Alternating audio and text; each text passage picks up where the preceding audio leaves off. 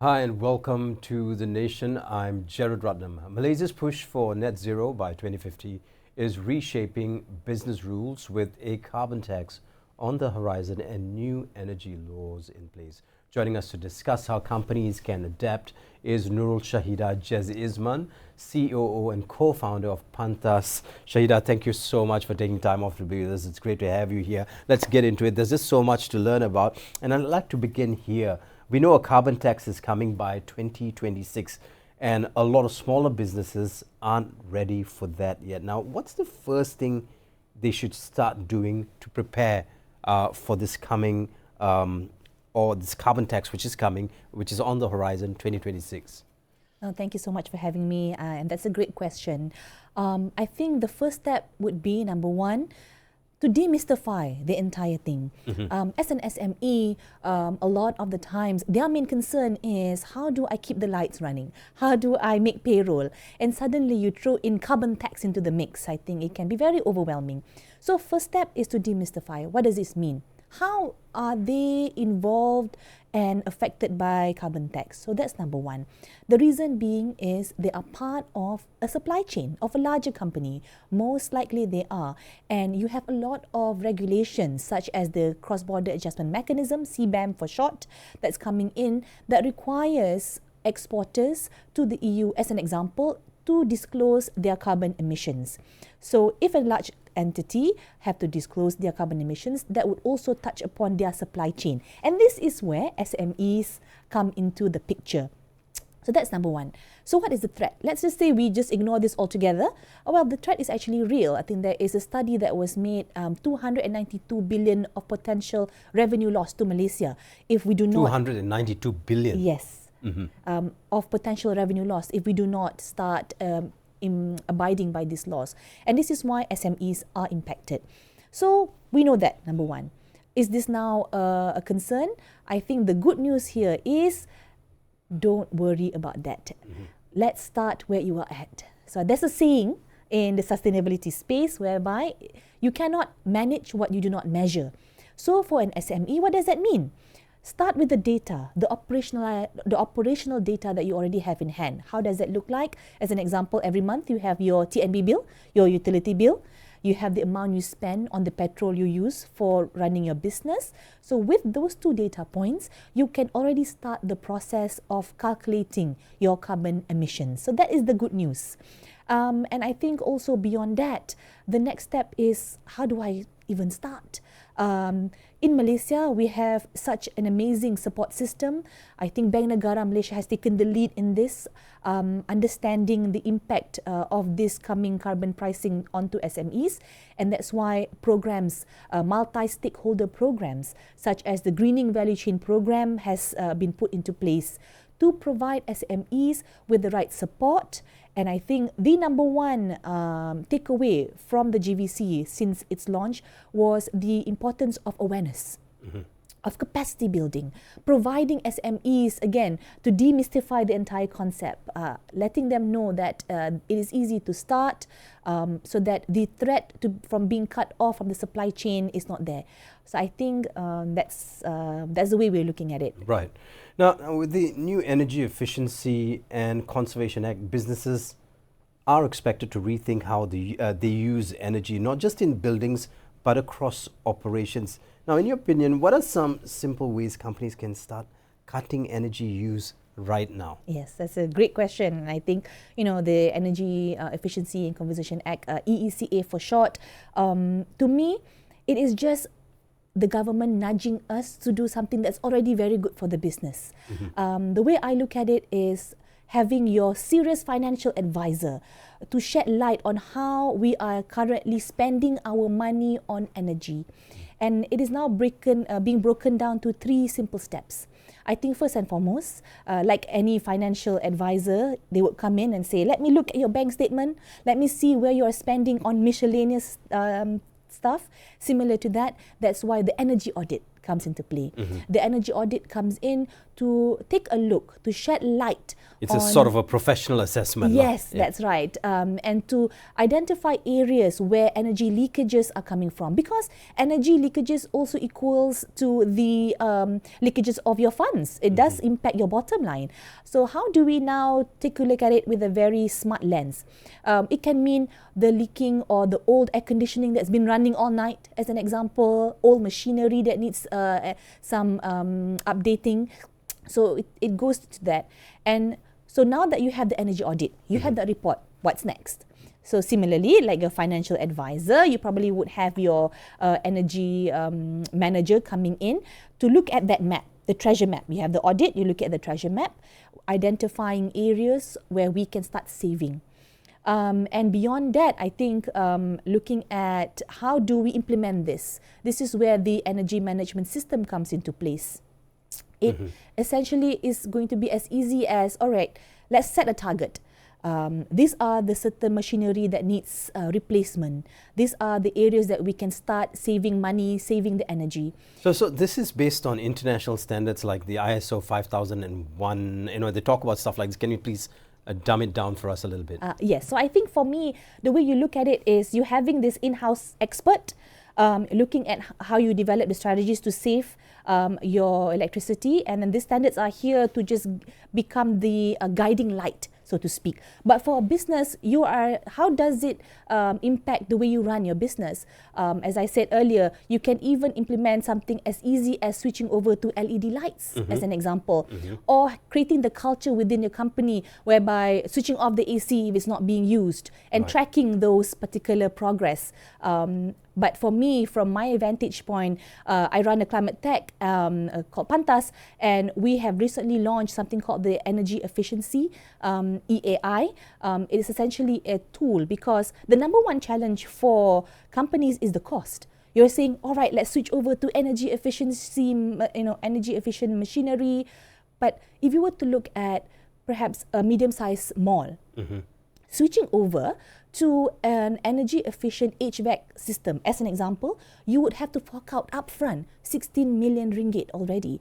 So that's a huge cost. So that's always the deterring factor. So for a lot of these companies. So an HVAC system is investing in energy efficient equipment. Yes, correct. Yeah, basically like motors, pumps, lighting. The HVAC system, yes, that's right. Yeah, your AC, your ventilation system, so on and so forth. And insulation also. Yes, yes, that's right.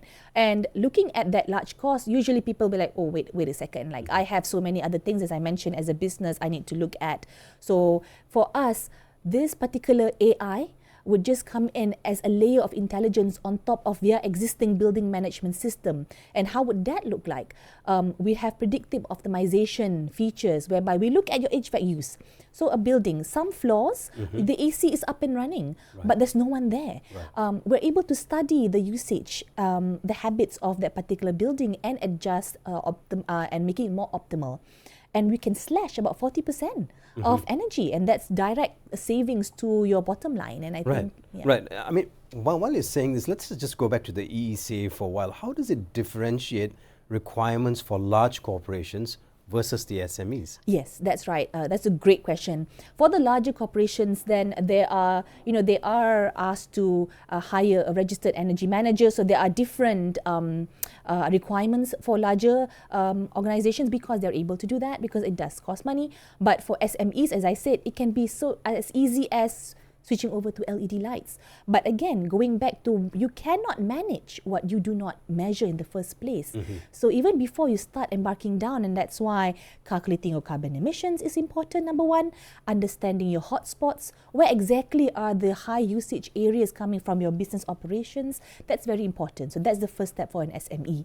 And then beyond that, for large organizations, having that energy audit, now you have the advisor, the registered energy manager, then you must implement the management system in order to stick to the savings plan, so to speak. Now, of course, this year is a big year for Malaysia because we sit on the chair of ASEAN or in the chair of ASEAN. Yes. Now, everyone's talking about ESG reporting within ASEAN, or at least for the past few months, I've been hearing a lot about this, but doing it is another story altogether. Yes. Now, what makes it so tricky on the ground for companies to try to keep up if we are embarking on this journey? That's I mean, I see this challenge every single day, I think, with what we're doing in Pantas. The number one challenge is the data chaos. If you're looking at reporting, even before you even think about reporting, like what goes into the reports, what are the data sets, the statistics, then you go to the source of it all, which is the data. Imagine, as an example, you have a large company with operations in 30 over countries, different business units. I'm talking about hundreds of business units. Now, this will translate to millions of data sets. All this data is required to be calculated in order to translate it into what you want to feed into these reports. So the fragmentation of that, you're not just dealing with data, you're dealing with different business units, different departments. So like you've got HR, Yes. operations, finance, Yes, procurement. that's right. And of course, the second would be the data quality and the governance of this data. How do you even ensure that what's coming in is not garbage? Because that's essentially, you know, with the reporting, you need to then, you know, by 2027 in Malaysia, you have to have external assurance. But beyond that, number one is the data. That's the number one challenge.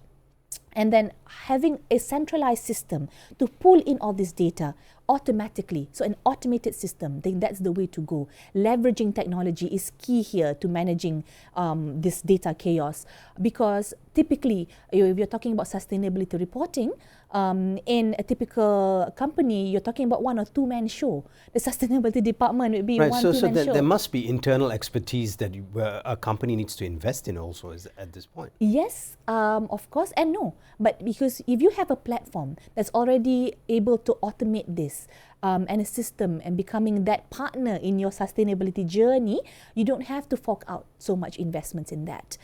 Because another challenge as well is the talent pool in the sustainability field is very limited. And more often than not, you're seeing the same person jumping from one company to another. So if you're investing internally in manpower, and if that particular person decides to or gets promoted to another company to become the CSO, what happens to the process that you have in place? Currently, it's very manual. You'll be surprised. I think we even see some taking pictures of just handwritten notes of how much fuel they've been using. Right. But again, it's not doom and gloom. The technology is there. For example, what we're doing here, we're able to even capture a picture and use that to feed into the system and come up with the data that's needed for the reporting. But you mentioned ASEAN. How do we then look at, from the ASEAN standpoint, the reporting? How do you then I standardize just need to that? interject here because, you know, when we talk about ASEAN, we're talking about a proliferation of standards. You know, I mean, ASEAN aims unification, but companies might still need to align with various international, like the GRI, SASB, TCFD, and you're going to explain this to us, and ISSB and national reporting standards in the interim. How are they going to do this? Oh yes, the alphabet soup of all these frameworks. Yes, the alphabet soup, yeah. I think at the very core of it all, the data, what you need is, again, the carbon emission data. The financial and operational data. When you have that foundation, you're talking about, it's a little bit technical now, you're talking about scope 1, scope 2, scope 3, meaning your direct and your indirect emissions, how it involves the supply chain. The foundation is all similar. Now, when you have a technology, a platform that has this built-in foundation, any particular reporting framework is easily, because it's very flexible, we can easily meet those, because at the end, the data that is actually dependent on those information, those data sets that I said. Those are the foundation. How you slice and dice it according to any framework is easily done using technology. Right. Us here in Malaysia, we want to hit 70% renewable energy by 2050, and that's, you know, some people say it's very ambitious, but not impossible. Okay. Still, a lot of companies say it's tough to get started. What's slowing them down, and what kind of help do they need to make that switch? Yeah, that's a huge, I think, vision and undertaking. I'm personally excited about that. But the way I kind of explain to the companies in terms of, you know, switching over to 70% renewable energy is like, imagine if you have an old house and you want to suddenly modernize that. The number one challenge is the cost. I think in Malaysia, we have an amazing grid system, but it was built in that particular era whereby energy just flows one way. And now suddenly you're talking about renewable energy. You have all these different factories with different solar systems feeding into the grid. So we must then look at how do we get the investments, the financing in order to retrofit the grid. That's number one. Number two, you're looking at also the talent pool into managing this complex system. I think that's also one of the key challenges here. But I think in Malaysia, we have done a great job in, number one, looking at it strategically. That's why, for example, we have the NETA, the National Energy Transition Roadmap, looking at different projects to spearhead these efforts. And not just that, I said for SMEs, switching over to renewable energy, the Greening Value Chain Program as an example, the GVC, under the guidance of Bank Negara and also the financial institutions, giving them the incentives, helping them financially to switch over to renewable energy such as solar. I think we have an amazing support system here in Malaysia, the framework, the policies, the financial institutions. I think for the first time in this generation, we see all these different levers converging. And I'm hopeful, and I think we can make it there, yes. Now, I'd like to just switch to aviation for a bit. A couple of days ago, we had someone talk about aviation here, or aviation fuel to be exacting. Now, aviation was one of the first industries, and I'm sure you know this too, our first industries here to set up a net zero roadmap. It's a high emission sector, but they've made moves very, very quickly. Now, what can other industries learn from aviation's approach to net zero? That's the million-dollar question, isn't it? And I think the answer is pretty down to earth. When you get everyone in the room, I think that's what they have done. They created Team Malaysia. They got the airlines, they got the airports, they got the government into a room and said, let's create this clear roadmap towards achieving net zero, as an example. And that's what any industry, be it manufacturing, transportation, even oil and gas as an example, once we come up with a clear plan ahead, then I think there's movement here there. For the aviation industry in specific, of course, you mentioned the Sustainable Aviation Fuel, SAF for short. I think that is their premium fuel, their eco-friendly product that can get them there. But the reality is it will take a while. I think it's going to be pricey, it will take a while. But are we going to wait for that to be 100% for all the planes? I think no. What they have done well also is to recognize the limitation and also to see the areas for efficiency gains via technological advancements, and also as simple as learning the routes. How do you do that? And I think optimization and efficiency can be applied tomorrow for any industry. As an example, what they're doing in the aviation industry is looking at how long they are taxiing on the ground. Taking these small steps, these efficiency gains, it does add up over time. And I think, as I mentioned earlier, any industry can do that already. And they're not putting all eggs, in one basket for the SAF.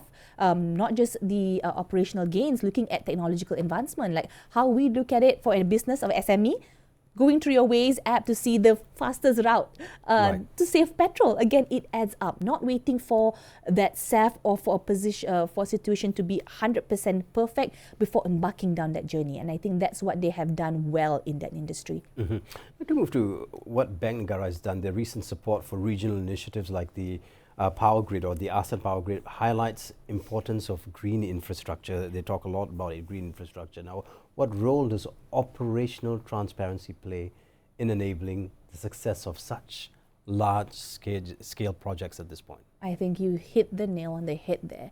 Operational transparency, especially for such a large initiative and project such as the ASEAN Power Grid.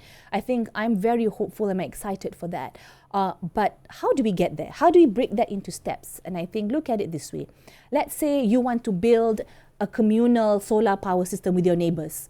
I think before you even start there, you need to look at how it's going to be played out. First and foremost, who's paying for it? Who's in charge of construction? What are the laws for that? Like, how do we keep track of who's using the solar power? I think similar to that, it can be applied to this ASEAN Power Grid. First and foremost, there must be trust. Transparency equals trust. When you have the trust between the countries, then you're able to lay everything on the line, everything on the table. So countries such as Malaysia, Thailand, Singapore, we must understand what are the hurdles, what in terms of how the energy is going to flow, the condition of the grid, the financing. I think the operational transparency is key here to build that trust. Right. Now, very quickly, we've got about 4 minutes left. Let's talk about Pantas for a while. Pantas is a key partner in Bank Negara's greening value chain, better known as GVC for the rest of us. That's the acronym being used now. What lessons have you learned from Malaysia's rollout, and how do you see this model scaling across ASEAN? Yes, thank you so much. I think the key takeaway here is the power of multi-stakeholder collaboration.